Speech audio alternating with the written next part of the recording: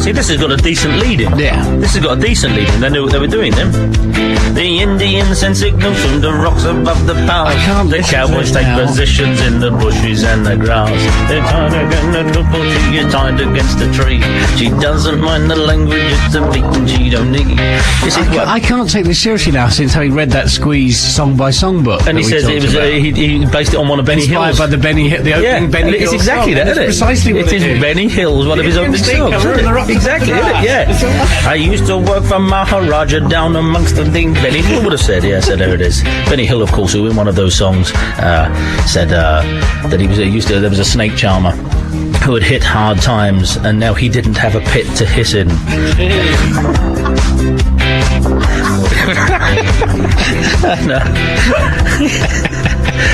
He didn't have a pit to hiss in. Good morning, everyone. And now we're going to cross to the Sarawak coast. We're sitting on a pile here of silken cushions, wearing a tasseled hat, is the world's leading financial expert, Mr. David Quo. Now, why do you always do that? Why are you always tapping the side of your headphones? You do that now with some kind of tick. Because one side of the headphones don't work particularly well. Well, one side... And if I get the wrong side on, I can't hear a thing. Then it could be something completely different. Oh, good morning! Too late! Out, demon, out! Yes! Come into my parlour, said the spider to the fly. Dang! I knew it was a magic morning. The last couple of mornings I've been off kilter. I've not been well. This morning, look at that. That underlines and confirms. Too late, my friend. Right back to the top again. How can you do it time after time after time? Every morning, David has to say, "Good morning, Candyman," before anything else, whether I've addressed him first or not. Otherwise, he doesn't get his licence fee paid by me. That must be 3 weeks, 4 weeks of work thrown away there, David. It's very good of you. How long has this been going on? But you asked me about my headphones. Well, of course. I would do that, wouldn't I? There was a natural conversation. You were good enough to respond to, but... How far... What was he down to? Down in the low 80s. Low 80s, at least. Every day he says it, he gets £1 off his licence fee, and if it ever gets to zero, I will pay it for him. And it's that again. It's such a shame. This has been taking ages. Right the way back to... We've been 3 years now. 3 years trying to do this. 3 years, and it's right back to the top again.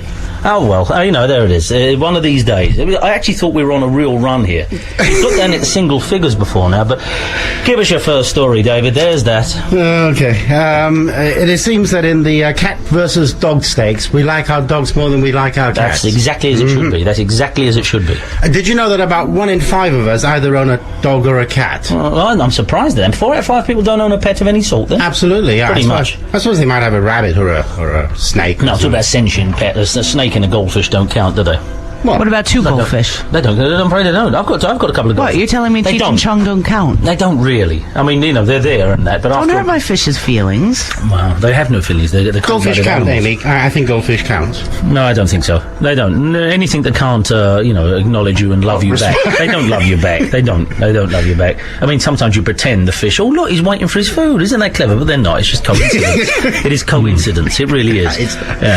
They just, We came back from holiday and, like, Cheech and Chong, their tails are really wiggling. You imagine their tails were really wiggling. They had no idea. I mean, I think fish wag their tails most of the time. They do, But we walked in, we hadn't seen them in like 10 days, and we walked in and Cheech and Chong just went, ooh. Yeah. Did they blow you a kiss as well? Little bubbles. Was they saying, oh wow, oh wow, oh wow? Tell us about this dog and cat, though. Yeah, it seems that we do like our dogs more than we like our cats. This is according to an insurance company, because we insure our dogs, whereas we don't insure our cats. We give them pet insurance, healthcare. Yeah, it's because dogs are more active, though, and dumb. And I mean, I love dogs so much. I mean, I'm not don't like cats at all, really. But the way they hurtle around and stuff, they're bound to be more prone to injury. I think generally you find. I mean, this is something related to moral hazard, which I think I mentioned to you before. Moral hazard is when you take less care of yourself because you know you have some kind of insurance. So I think that might be something in that. Yeah, so I think dogs, once they realise that they have health insurance, then they let themselves go. They just eat all. One of our dogs burnt the end of his nose the other day. Did he? Yeah, I mean, he's Allah has seen fit to dim the light of his wisdom. He's a border collie, and we've got 2 dogs on one. One's a golden retriever, and she's absolutely calm and cool and collected and together. But Bingo's not very clever, and he's got a brain the size of a raisin, and you can hear it rattling around like that thing in a football if you get close enough to his ears.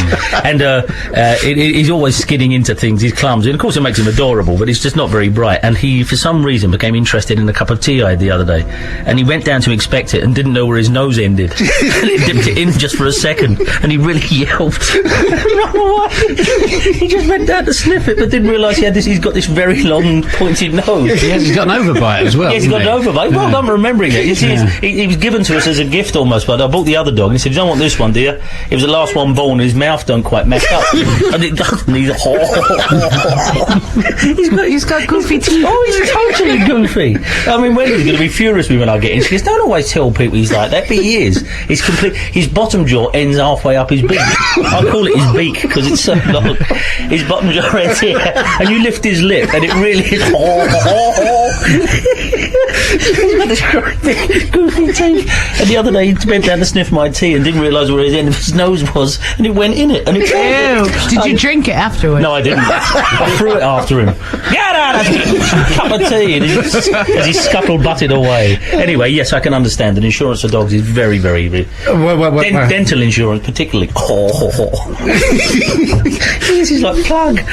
Yeah, go on. But anyway, we tend to insure our dogs more than we do our cats, which seems to suggest that although all animals are created equally, some are more equal than others. Yeah, so, okay, I believe that's I think somebody very famous did that once, didn't they?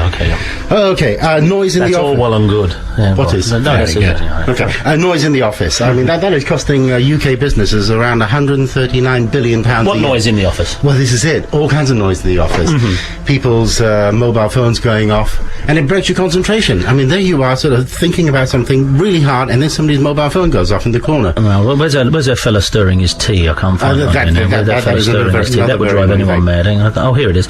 Here's the fella. This is the other week when we did I can't remember what it was now. People who we work with who do things that drive you nuts or something like that, wasn't it? And this fella stirs his tea like this every single day. Here we go.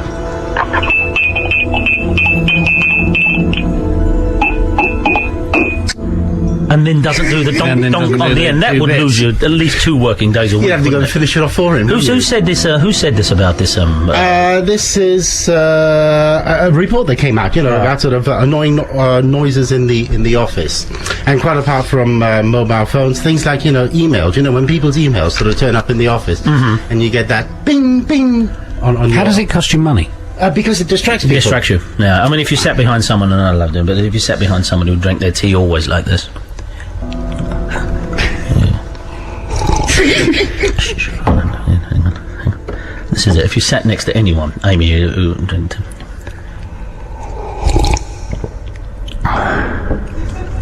anyone who did that with that exhalation of breath afterwards, that would be it. You can get anything done. And that's without the people who have the semi-erotic moan.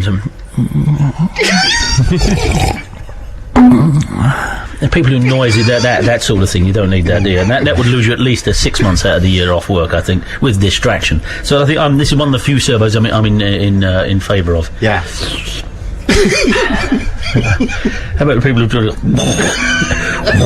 They never actually spit or anything. They sit there doing that all the time. I have to. Throat clearance. What? Put someone off the air. Someone here who does that. Let me just let me fade everything down and. Have I ever met him? I don't know. You've never gone downstairs, have you, Dad? Don't say where he is in the building. No, oh, really? All the time? Oh, see, David, you get on something here. Oh, yeah. Like Michael Bates in Ain't Half Hot Mum. Does he do that a lot? That was his thing when he was the punk caller, didn't it? Oh, did he? No, Ram Singh or whatever. Sorry, it was. Yeah. But he was constantly. It's not him, is it? He's not that. No, it's not him. Oh, we've got someone here who does that then. Okay. Yeah, so all this office noise can distract you. Apparently, it distracts us about 2 hours a day, and they multiply this out, and it works out at about 45 days a year, and that comes to about £4,900 per employee. It's being wasted, due to noises. So people should be working in total silence. I think that would be a good start. Yeah, either that or get earplugs. Just plug your ears up. How about the noisy yawners? The noisy. That would drive you nuts after a while. Oh, How many noisy yawns can you do with that? I don't mind the occasional noise. Yeah, normally that normally preempts the I'm tired. Asking people to ask you why you're tired, and then you'll get or the even full trying to get story. the interest in something they've seen on their email. Oh, that's great. That's great. Oh, that's brilliant. That's brilliant. And then 2, 3, 4. Have you seen this? Oh, because you wouldn't do it yourself. This is a very pertinent thing. There should be some kind of new legislation. I think there should, yeah. Brand new legislation. And people who laugh, when they read the emails and they just chuckle to themselves. Depends how they laugh. I've got a terrific laugh here. Let me find my new laugh. How's about this? So, 1 second. Let me find my brand new laugh. It depends how they laugh, because, hang on, 1 minute. Here we go. No, that's not it. Oh, there we go. Listen to this, David. I found this last night. It's strange you should say that. But if you worked at a station near anyone who got amusing emails, and if you laugh prettily, if you just, mighty God, it's a very pretty laugh. If you hide behind it, I think all of us here do a pretty good laugh. But I've got someone I know who laughs for a fact like this, and no matter how many emails there are, I surreptitiously recorded them over Christmas. It's an uncle of mine. And I think this is just about as... so imagine, every time something vaguely amusing happens, anytime something vaguely amusing happens...